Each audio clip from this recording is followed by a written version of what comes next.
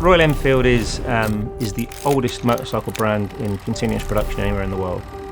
We build at Royal Enfield motorcycles that are, they're built for a purpose and they're built to be resilient, they're built to be rugged and robust. To celebrate that and to mark 120 years, we wanted an event, an expedition that would really mark that like no other. The South Pole, was really the place that gave us that opportunity to do something nobody else has done before. So obviously we needed a team to prep the bikes and get them ready. We needed the right bikes, and finally, obviously, we needed somebody to ride it. Would you be up for it? I don't know that I would. I heard some of the stories of frostbite, and potentially, I'd suffer. Yeah, wished I could put my name down for it for sure. What name did you put down? So that was Dean Coxon. It's something I've never thought about doing, to be honest. Because bikes are for warm climates and dry roads, aren't they? Not ice and sub-zero temperatures. It's a silly idea, to be honest. Dean's a little bit more old school.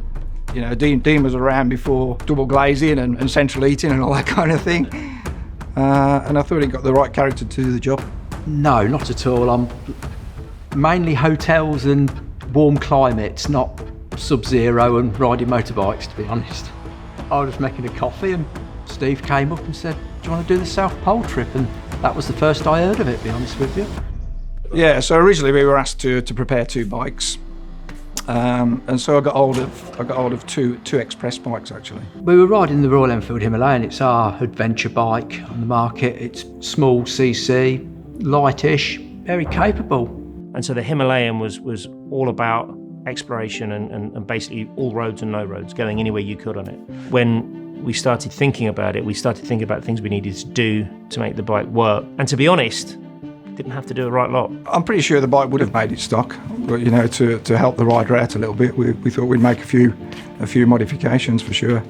And that is the point. We made very few. We thought we would try and fit a ski onto the front of the bike. We took the centre stand off just to give us more clearance and save a bit of weight. We changed the handlebars to an aluminium handlebar to reduce the weight and for durability. I believe the brake pedal was extended so you got a bigger footprint. We needed to run the tyre pressures really low.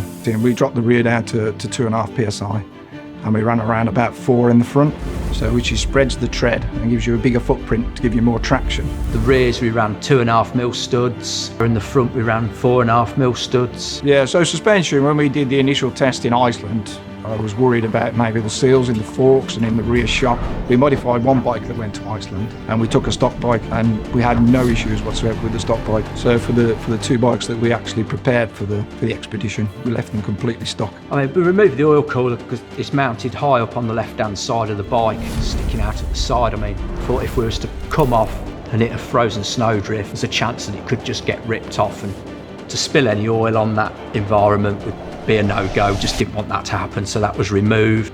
So were you all worried about you being more brittle than the bike?